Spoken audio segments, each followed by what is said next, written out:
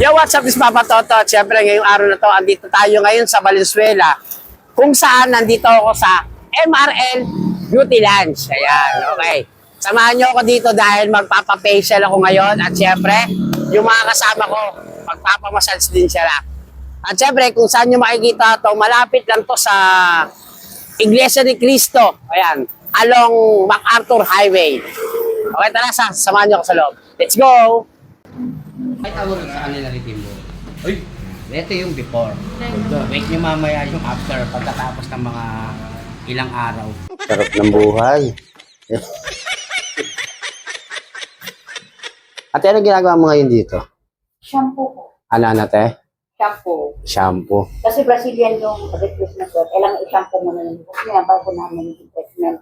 Yan. Yun po yung Brazilian treatment. Ang Brazilian treatment. Kailangan kasi linisip mo na. Kailangan... Kasi after niya mag-Brazilian, pwede po siya na hindi babasain. Okay. Kaya kailangan linisan talaga siya. Kailangan malinis yung buhok bago ang kayo ng Brazilian. Ito na yung pinaka-finish product. Finish na yan, te, no? Ayan. Kita niyo naman, no? Straight na straight. Yes! At hindi naman ako papayag na hindi ko masusubukan ang magpa-facial sa MRL Beauty Lounge. Siyempre, kailangan pogi-pogi. Diba? Let's go! At eto na nga, sinimula na nga ay masimasi ni ate ang aking pagmumuka hanggang sa ilong pati ang aking mga nguso. Ayan no. Akala mo nagmamasa siya ng tinapay ha? Ate, mukha ko po yan. At syempre pagkatapos niyang takpan ng aking mga mata, ito na ginawa niya sa aking muka. Ayan. Inispalto na niya. Nilagyan niya na kung ano-ano. Hindi, joke lang.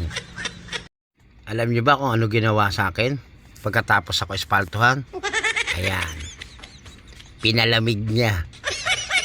Hindi ko alam kung ano yung inilagay. Pero nakaka-relax ang ginawa niya sa akin. Tingnan nyo. Ayan.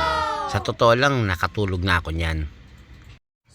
Ayan. Pagkatapos akong patulogin, binakim na ang mukha ko. Hindi. Joke lang. Yan guys. Pagkatapos niyang vacuum na ang mukha ko, ayan, inahit naman niya ng inahit. Hindi. Joke lang. Pero sa totoo lang, nakaka-relax yung ginagawa niya sa akin. Ito naman yung gustong-gusto ko. Yan. Yung parang minamasahe niya yung mukha ko. Alam niyo sa totoo lang dito sa MRL Beauty Lounge, sulit ang ibabayad ninyo. Alam niyo kung bakit? Ayan, sa sobrang daming ginagawa sa mukha ko, hindi ko na alam kung ano ang tawag dyan. Pero sa totoo lang, napakasarap magpa-facial dito. At ito pa, ito nga pala ang paalala ko sa mga followers ko. Pagkatapos niyang magpa-facial, ito pala ang pinakamagandang kasunod niyan, ang Exilis na tinatawag. Yan, nakikita ninyo yung ginagawa sa kanya. Yan, ang tawag sa ganyan ay Exilis. Diba? Let's go! Kaya sa lahat na mag-aabil, ito ang mga price list. Ipapakita ko sa inyo. Yan o. At syempre, higit yan. Marami kayong makikitang iba't ibang klase ng mga service nila dyan sa MRL. O, diba? Siyempre, mga senior citizen, meron din discount dyan. O, ha? Saan ka pa? Ayan, pumunta lang kayo dito sa MRL Beauty Lounge. Yan ang mga service nila, ayun no. O, diba?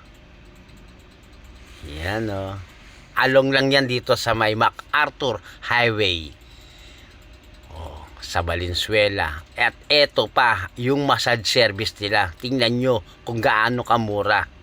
O, ha? Ano pang hinihintay nyo? Pumunta na kayo sa MRL.